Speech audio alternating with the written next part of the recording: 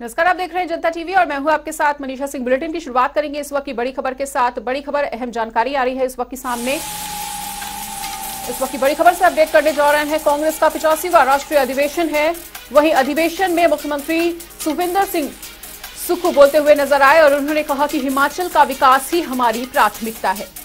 CM ने प्रियंका गांधी को जीत का श्रेय भी दिया। वहीं प्रियंका गांधी की मेहनत ने चुनाव को जिताया है, ऐसा सीएम सुक्खू बोलते हुए नजर आए। वहीं सीएम सुखविंदर ने यह भी कहा कि राहुल ने कभी भी नहीं रखी पीएम की लालसा।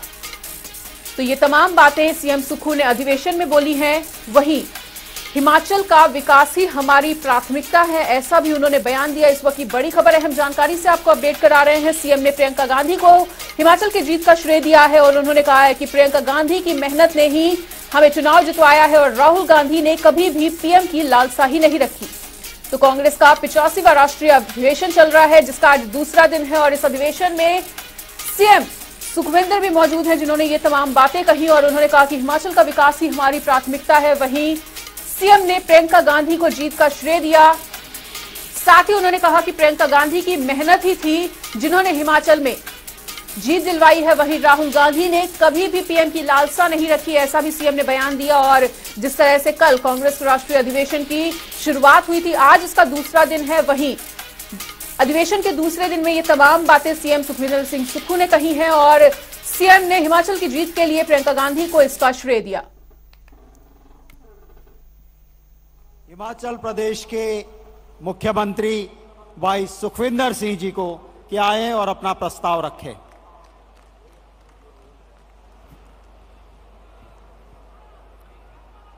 सम्मानित अखिल भारतीय कांग्रेस कमेटी के नवनियुक्त अध्यक्ष खड़गे साहब, सम्मानित पूर्व कांग्रेस की अध्यक्षा, हमारी प्रेरणा स्रोत श्रीमती सोनिया गांधी जी, सम्मानित पूर्व के कांग्रेस अध्यक्ष श्री राहुल गांधी जी, सम्मानित इस प्रदेश के मुख्यमंत्री श्री भूपेश बघेल जी, सम्मानित मंच पर विराजमान हिमाचल प्रदेश कांग्रेस कमेटी के सभी महासचिवगण, मंच पर विराजमान प्रदेश कांग्रेस कमेटी के अध्यक्ष, सीएलपी नेता, देश के कोने कोने से आए हुए हमारे अखिल भारतीय कांग्रेस कमेटी के सदस्य, प्रदेश कांग्रेस कमेटी के सदस्य,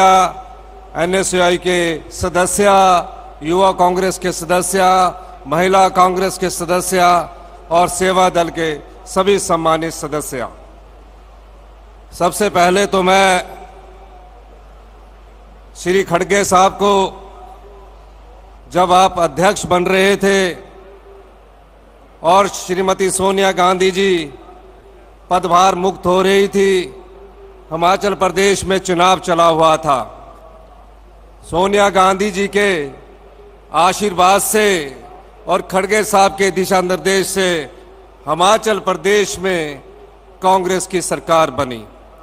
मैं श्रीमती प्रियंका गांधी जी का व्यक्तिगत तौर से धन्यवाद करना चाहूँगा, क्योंकि राहुल गांधी जी भारत जोड़ो यात्रा में थे। जब हमने उनसे अनुरोध किया तो वो यात्रा बीच में छोड़कर नहीं आ सकते थे। हमने श्रीमती प्रियंका गांधी जी से अनुरोध किया। प्रियंका जी ने कहा, मैंने कहा, हमारे सभी कांग्रेस जन, जिसमें प्रदेश की अध्यक्षा भी थी, सबने श्रीमती प्रियंका गांधी जी से अनुरोध किया कि आपका पूरे हिंदुस्तान में कहीं कोई घर नहीं है, आपका हिमाचल प्रदेश की राजधानी शिमला में घर है, आप कृपया करके इस चुनाव प्रचार में हमें दिशा दीजिए। उसके लिए मैं आपका धन्यवाद करता हूं कि आपने जिस प्रकार से हमारे चुनाव प्रचार की कमान संभाली, हिमाचल प्रदेश में कांग्रेस पार्टी की सरकार बनाई गई, उसमें मुख्य श्रेय श्रीमती प्रियंका गांधी जी का भी है। क्योंकि हिमाचल प्रदेश छोटा राज्य है, इसकी जीत बड़ी है। हिमाचल प्रदेश में हिंदू आबादी 97% है, 97% है।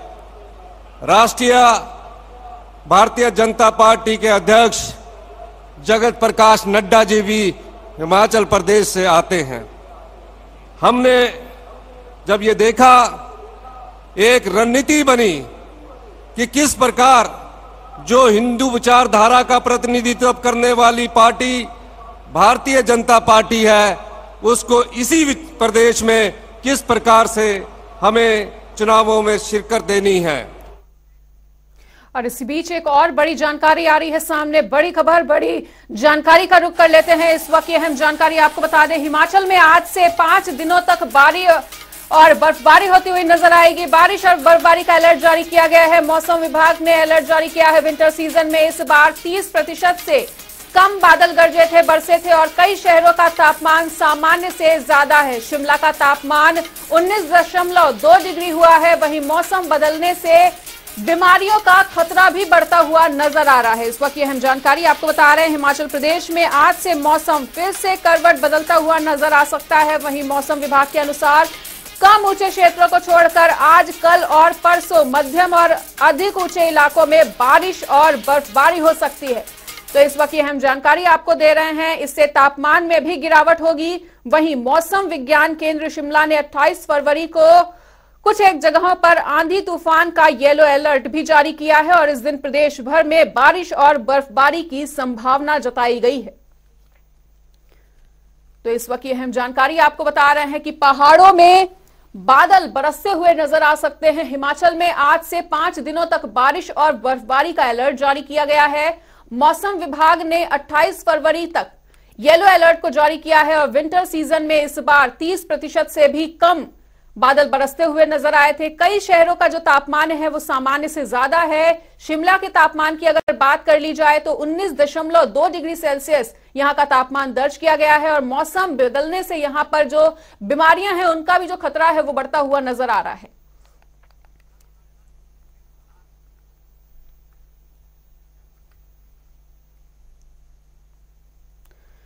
तो हिमाचल में गर्मी भी इस बार प्रचंड पड़ती हुई नजर आई है। विंटर सीजन में 30% से कम ये आंकड़ा दर्ज किया गया है और इसी बड़ी खबर पर अधिक जानकारी के लिए हमारे ब्यूरो चीफ विकास शर्मा जुड़ने जा रहे हैं। तो विकास जी, जिस तरह से बारिश और बर्फबारी का अलर्ट जारी किया गया है, क्या कुछ ताजा अपडेट निकल कर आ पा रहा है? बिल्कुल, देखिए जिस तरह की आप मुझे देख पा रहे हैं, जैकेट बेशक डाला हुआ है लेकिन जो धूप है, चटक धूप इसे कहेंगे, और ये तमाम पूरे इलाके में जो है वो इसी तरह से है। पहाड़ों पर जिस तरह से मौसम बदल रहा है, हालांकि सर्दियों का सीजन है और ये माना जाता है कि मार्च से पहले सर्दियों का सीजन जो है, विंटर सीजन जो है वो यहाँ पर रहता है, जो कि पर्यटकों के अगर लिहाज से भी देखें तो इसे बहुत ही अच्छा सीजन माना जाता है। इस बार ना के बराबर बर्फबारी जो है वो पहाड़ों पर दर्ज की गई है। मध्यवर्ती और जो मध्यमवर्ती ऊंचाई वाले इलाके हैं, यहाँ पर ना के बराबर बर्फबारी हुई है। हालांकि ऊंचाई वाले इलाकों में कुछ एक जगह पे अच्छी बर्फबारी रिकॉर्ड की गई है, लेकिन इसका असर जो है वो देखने के लिए मिलता है। असर की बात करूंगा, लेकिन उससे पहले तस्वीरें आपको ऐतिहासिक रिज मैदान की, ये पहाड़ों की रानी शिमला है और यहाँ का आप नजारा आप यहाँ पर देखें किस तरह से धूप जो है वो चटक धूप यहाँ पर है। और ज्यादातर लोग जो हैं वो आपको ऐसे दिखेंगे जो आधी बाजू की स्वेटर या फिर बिना स्वेटर के जो है वो लोग यहाँ पर दिख रहे हैं। जैकेट तो बहुत दूर की बात है, लेकिन सुबह शाम के जो तापमान है उसमें अभी भी ठंडक जो है वो जरूर यहाँ पर बनी हुई है। पहाड़ों की रानी शिमला अपने मौसम और अपने प्राकृतिक सौंदर्य के लिए मशहूर है। ऐसे में वीकेंड के मौके पर हमेशा ये देखा जाता है कि यहाँ पर अक्सर सैलानी जो है वो पहाड़ों का रुख करते हैं, लेकिन इस बार ना उम्मीदी ही उनको हाथ लग रही है। बर्फ की उम्मीद लिए लोग जो हैं वो यहाँ पर जरूर पहुंच रहे हैं, लेकिन बर्फ ना मिलने के चलते अब लोग जो है मायूस यहाँ से लौट रहे हैं। और ऐसे में स्थानीय लोगों की अगर बात करें तो ऐसे मौसम का जो बदलाव है उस पर काफी दिक्कतें जो है वो आने वाले समय के लिए देखी जा रही हैं, क्योंकि जब अगर समय से पहाड़ों पर बर्फबारी होती है तो ये माना जाता है कि खुशहाली से जोड़कर लोग इसे देखते हैं कि अगर समय से बर्फबारी यहाँ पर हो। लेकिन इस बार शुरुआती दौर में ये देखा जा रहा था कि बर्फबारी हो रही है, लेकिन उसके बाद ना के बराबर बर्फबारी हुई, पूरा जनवरी निकल गया, बर्फबारी नहीं हुई, और उसके बाद पूरा फरवरी जो है वो निकलने की कगार पे है, बर्फबारी जो है वो यहाँ पर नहीं हुई। और इसका असर ये है कि जो वाटर लेवल है, यानी पहाड़ों पर पानी की जो आपूर्ति है उस पे काफी काफी चिंता जो है वो लोग यहाँ पर व्यक्त कर रहे हैं। जो जानकार हैं वो ये भी कह रहे हैं कि अगर इसी तरह का मौसम बना रहा और अगर बर्फबारी जो है वो यहाँ पर नहीं होती है तो निश्चित रूप से आने वाले दिनों में यानी गर्मियों के सीजन में जो पानी की आपूर्ति है वो यहाँ पर उसके ऊपर असर इसका जरूर देखने के लिए मिल सकता है।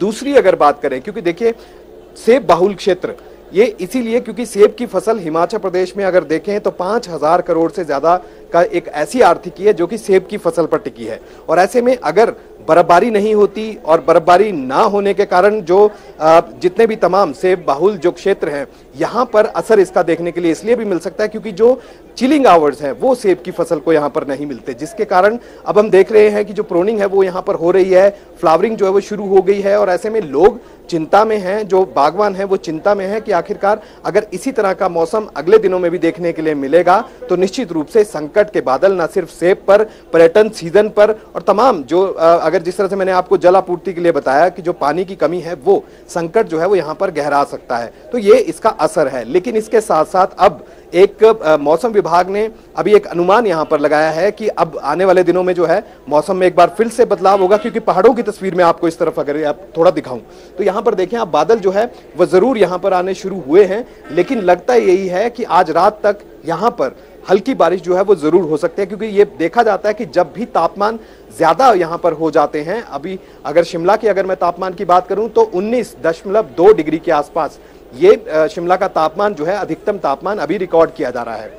लिहाजा अपने जो सामान्य तापमान है उससे ज्यादा ये तापमान जो है वो इस समय चल रहे हैं। 7 डिग्री और उससे 8 डिग्री के आसपास ये तापमान जो है सामान्य से ज्यादा चल रहे हैं। लिहाजा अब बर्फबारी का इंतजार जो है वो तो लोगों को है ही है। ऊंचाई वाले क्षेत्रों में अभी भी बर्फबारी का लोग इंतजार कर रहे हैं। जो सेब बाहुल क्षेत्र हैं वहां अभी भी लोग बर्फबारी का इंतजार कर रहे हैं। लेकिन राजधानी शिमला की अगर मैं बात करूं तो इतना तापमान जो है वो नहीं जाता था, लेकिन अब ये तापमान जा रहा है। ग्लोबल वार्मिंग का असर भी उससे भी जोड़कर जो है इस बदले मौसम के मिजाज को देखा जा रहा है। लिहाजा मौसम विभाग ने एक अलर्ट जो है येलो अलर्ट जारी किया है, जिसमें अंधड़ जो है वो चलने की चेतावनी यहां पर जारी की गई है। तेज तूफान यहां पर चलेगा, 60 किलोमीटर प्रति घंटे की रफ्तार से हवाएं जो है वो यहां पर चल सकती हैं, जिसके बाद तापमान में जरूर यहां पर जो है वो बदलाव देखने के लिए मिल सकता है। मौसम विभाग का यह कहना है कि आने वाले दिनों में लोगों को थोड़ा संभल कर रहने की भी आवश्यकता है। इसके साथ साथ जो टूरिस्ट जो है वो ऊंचाई वाले क्षेत्रों की तरफ रुख करते हैं, बर्फबारी को जो है वो यहाँ पर देखने के लिए जाते हैं, अक्सर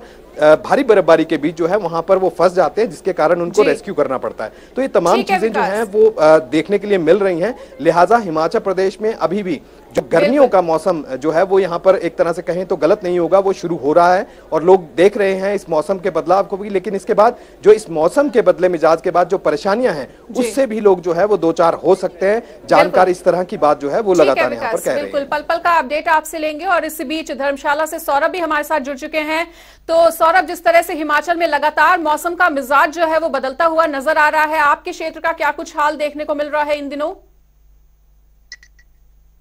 पिछले कुछ समय से जो लगातार जो है चटक धूप जो है वो खिल रही है, और इस चटक धूप के खिलने के कारण कहीं ना कहीं जो तापमान है उसमें भी अब जो बढ़ोतरी है वो दर्ज की गई है। हालांकि अभी भी जिला कांगड़ा के समूचे क्षेत्र की अगर बात की जाए तो जिला कांगड़ा में अभी भी जो सुबह शाम की ठंड है वो बरकरार है, लेकिन दिन के समय की अगर बात की जाए, अगर दोपहर 12 से शाम 3 बजे तक की बात की जाए तो काफी चटक धूप जो है वो जिला के पूरे क्षेत्र में पड़ रही है, जिस कारण जो है तापमान में भी कहीं ना कहीं जो बढ़ोतरी है वो दर्ज की गई है। और जो दिन का तापमान है वो भी कहीं ना कहीं 22 से 23 डिग्री जो है वो पहुंच जा रहा है। जी मनीषा। बिल्कुल सौरभ, और जिस तरह से अभी हमारे ब्यूरो विकास शर्मा से बातचीत हुई थी, उन्होंने ये बताया कि जिस तरह से लगातार मौसम में एक बदलाव देखने को मिल रहा है, ऐसे में ग्लोबल वार्मिंग का जो खतरा है वो लगातार बढ़ता जा रहा है। बिल्कुल मनीषा, बताना चाहूंगा कि अगर इस बार सर्दियों के मौसम की बात की जाए तो धौलाधार पर्वत श्रृंखला पर जो बर्फबारी जिस तरह से अमूमन हर साल होती आई है, लेकिन इस मर्तबा की अगर बात की जाए तो ना के बराबर ही इसको मान के चलिए कि ना के बराबर ही जो बर्फबारी है वो इस बार धौलाधार पर्वत श्रृंखला पर हुई है। और कहीं ना कहीं जिस प्रकार से जो बर्फ कहीं ना कहीं कम पड़ी है, उस कारण क्षेत्र के जो लोग हैं उनको भी कहीं ना कहीं पेयजल की जो समस्या है उसका भी सामना करना पड़ सकता है। जी मनीषा। बिल्कुल, दोनों सहयोगियों का हमारे साथ जुड़ने के लिए बहुत बहुत शुक्रिया। तो जिस तरह से दोनों सहयोगियों ने बताया कि हिमाचल में मौसम का मिजाज लगातार बदलता जा रहा है, मौसम लगातार करवट लेता जा रहा है, ऐसे में जो तमाम परेशानियां हैं वो लोगों के सामने हैं और लोगों को परेशानियों से दो चार होना पड़ सकता है। इसी के साथ एक और बड़ी खबर का रुख कर लेते हैं। एक और बड़ी जानकारी आ रही है इस वक्त की सामने। बड़ी खबर, अहम जानकारी। शिवरात्रि महोत्सव का आज समापन होने जा रहा है। वहीं राज्यपाल शिव प्रताप शुक्ला इसमें शामिल होने के लिए कभी भी पहुंच सकते हैं, शिरकत कर सकते हैं। अंतिम शाही जलेब में आज वो शिरकत करेंगे और राजा माधव राय की शाही जलेब में राज्यपाल हिस्सा भी लेंगे। आज वापस अपने स्थान लौट जाएंगे देवी देवता। तो आज अंतर्राष्ट्रीय शिवरात्रि महोत्सव का समापन होने जा रहा है, जिसमें राज्यपाल शिव प्रताप शुक्ला भी शामिल होने के लिए अब से कुछ ही देर में पहुंच जाएंगे। अंतिम शाही जलेब में राज्यपाल शिरकत करने के लिए पहुंचेंगे। वहीं राजा माधव राय की शाही जलेब में हिस्सा लेंगे राज्यपाल। तो आज वापस अपने स्थान पर देवी देवता लौट जाएंगे। और अंतर्राष्ट्रीय शिवरात्रि महोत्सव लगातार चल रहा था। इस क्षेत्र में लोगों में भारी उत्साह देखने को मिल रहा था। इस मेले को लेकर आकर्षण का केंद्र बना हुआ था इन दिनों ये मेला, और आज इस मेले का समापन होने जा रहा है। वहीं राजा माधव राय की शाही जलेब में हिस्सा लेने के लिए खुद राज्यपाल पहुंच रहे हैं। और आज इस समापन के बाद, इस मेले के समापन के बाद जितने भी देवी देवता यहाँ पर आए हुए थे वो भी अपने स्थान पर वापस लौट जाएंगे। राज्यपाल शिव प्रताप शुक्ला इस मेले के समापन कार्यक्रम में शामिल होने के लिए कुछ ही देर में पहुंच सकते हैं। अंतिम शाही जलेब में वो शामिल होंगे। और मंडी से धर्मवीर हमारे साथ जुड़ चुके हैं इस बड़ी खबर पर जानकारी देने के लिए। तो धर्मवीर, आज जिस तरह से अंतर्राष्ट्रीय शिवरात्रि महोत्सव का इस मेले का समापन होने जा रहा है, किस तरह से खास रहा और आज क्या कुछ खास होने वाला है इस मेले में? अंतिम सांस्कृतिक संध्या के बाद जो है अब अंतिम जलेब जो है आज निकाली जाएगी। दोपहर बाद जो है यह जलेब निकाली जाएगी, राज माधव राय की जलेब निकाली जाएगी, जिसमें प्रशासनिक अमला सहित जनपद के प्रमुख देवी देवता भाग लेंगे। और पहले जो थे यहाँ पे राज्यपाल पहुंचने वाले थे, जलेब में शिरकत करने वाले थे, लेकिन किसी कारणवश वो यहाँ पहुंच नहीं पाए। और बागवानी मंत्री जग सिंह नेगी जो है जलेब में शिरकत करने जा रहे हैं। और यह जलेब जो है राज माधव राय मंदिर से लेकर पटन मैदान तक निकाली जाएगी। और इसके बाद जो है झंडा उतार कर जो है उसका विधिवत जो है रूप से जो है अंतर्राष्ट्रीय शिवरात्रि महोत्सव मेले का जो है समापन किया जाएगा। जी, इसी देर में राज्यपाल के पहुंचने की भी सूचना मिल रही है। तो उनके आगमन को लेकर किस तरह की खास तैयारियां और अभी क्या कुछ हलचल वहां पर? जैसे मैंने आपको बताया कि पहले जो थी राज्यपाल के आने की सूचना दी, जो प्रशासन की तरफ से कार्ड जो छापे गए थे उसमें भी राज्यपाल के आने की जो है पूरी जानकारी दी गई थी। लेकिन बाद में उनका जो कार्यक्रम चेंज हो गया और सूत्रों के अनुसार कहा जा रहा है कि राज्यपाल जो है दिल्ली के लिए रवाना हो गए हैं राष्ट्रपति से मिलने, तो वो नहीं पहुंच पा रहे हैं, नहीं पहुंचेंगे बाहर। और यहाँ पे जो बागवानी मंत्री जो है जग सिंह नेगी पहुंच गए हैं और कुछ देर पहले ही जो है पारंपरिक जो है पगड़ी रस्म अदा की गई है। और उसके बाद जग सिंह राज माधव राय मंदिर में जो है पूजा अर्चना कर रहे हैं। और इसके बाद जो अंतिम जलेब की जो है बागवानी जो है उनके द्वारा की जाएगी। राज्यपाल के आने का कल तक जो आ रहे थे, लेकिन जैसे जैसे आज कार्यक्रम की रूपरेखा बनती गई तो राज्यपाल के आने पर जो रेखा बना हुआ था वो अब राज्यपाल यहाँ नहीं पहुंच रहे हैं। बिल्कुल धर्मवीर, तो जरूरी अपडेट आपने दिया कि राज्यपाल का जो कार्यक्रम था वो फिलहाल अभी नहीं है यहाँ पर, वो दिल्ली के लिए रवाना हो रहे हैं। और फिलहाल इस तमाम बातचीत के लिए, तमाम जानकारी के लिए आपका बहुत बहुत शुक्रिया। तो आज अंतर्राष्ट्रीय शिवरात्रि महोत्सव का समापन होने जा रहा है, जिसको लेकर श्रद्धालुओं में, भक्तों में भारी उत्साह भी देखने को मिल रहा है। बढ़ेंगे अगली बड़ी खबर की ओर। नेता प्रतिपक्ष जयराम ठाकुर ने अपने गृह विधानसभा क्षेत्र सुराज के थुनाग में सीएम सुखविंदर सिंह सुक्खू पर जुबानी हमला बोला है। और जयराम ने तमाम बातों पे हमला करते हुए उनको बताया कि सुखविंदर सिंह का जो भी भाषण था वो दुर्भाग्यपूर्ण है। मंच पर से मुख्यमंत्री जिस तरह से भाषण दिए वो बहुत ही दुर्भाग्यपूर्ण। और मुख्यमंत्री जी मेहरबानी करके हमको समझाना बंद करें। अब मार्गदर्शन आपका बहुत हो गया कि बजट का प्रावधान नहीं किया गया था।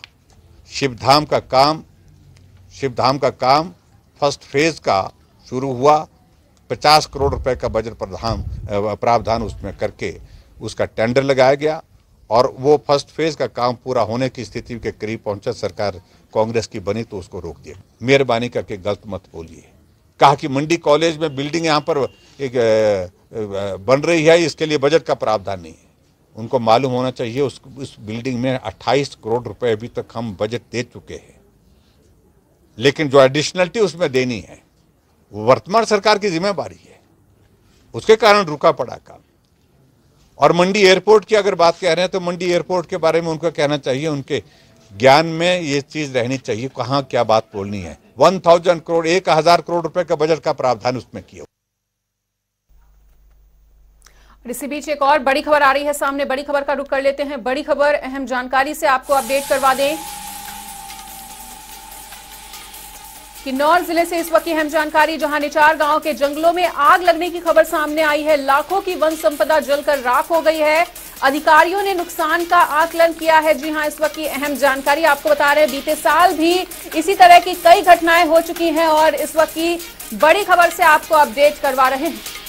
तो इस वक्त की बड़ी खबर अहम जानकारी, निचार गांव के जंगलों में भीषण आग लगने की खबर सामने आई है और किन्नौर के निचार के जंगलों में आग लगने से लाखों की वन संपदा भी नष्ट हो रही है।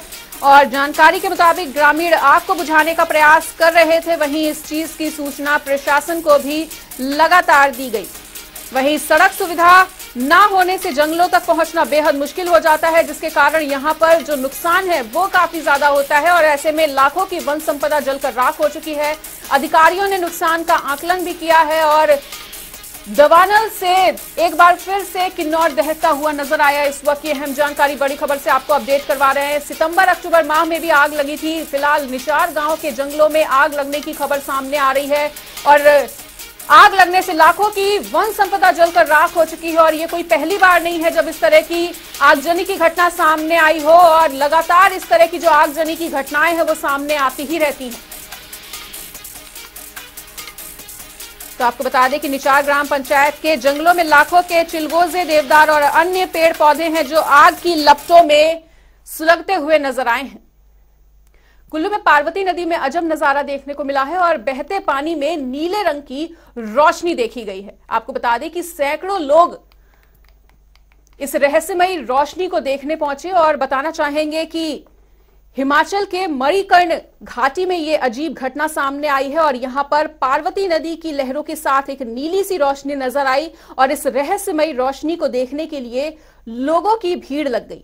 देर रात की यह घटना बताई जा रही है और फिलहाल पुलिस के पास ये जब मामला पहुंचा तो जानकारी के अनुसार कुल्लू की मणिकर्ण घाटी की पार्वती नदी में शुक्रवार देर शाम को यह रहस्यमयी रोशनी देखी गई और घटना के वीडियो भी सामने आए हैं।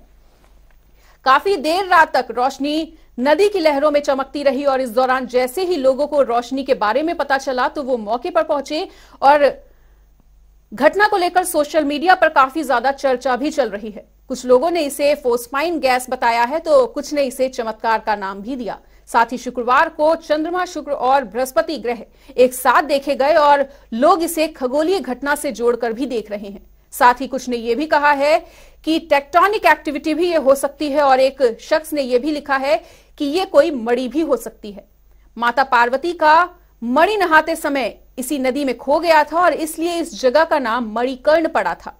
तो वहीं एक युवक ने कहा, ऐसा हमने बुजुर्गों से सुना है। तो ये तमाम बातें इस दृश्य को देखने वाले लोगों द्वारा कही जा रही हैं और वैज्ञानिकों का मत भी हमने आपके सामने रखा। भूगर्भ में सल्फर की मात्रा अधिक है। उबलता गर्म पानी जिस दौरान बाहर निकलता है तो कहीं ना कहीं इस तरह की जो रोशनी है वो देखने को मिलती है। और फिलहाल इस वक्त के बुलेटिन में इतना ही, पर खबरों का सिलसिला लगातार जारी है। देखते रहिए जनता टीवी।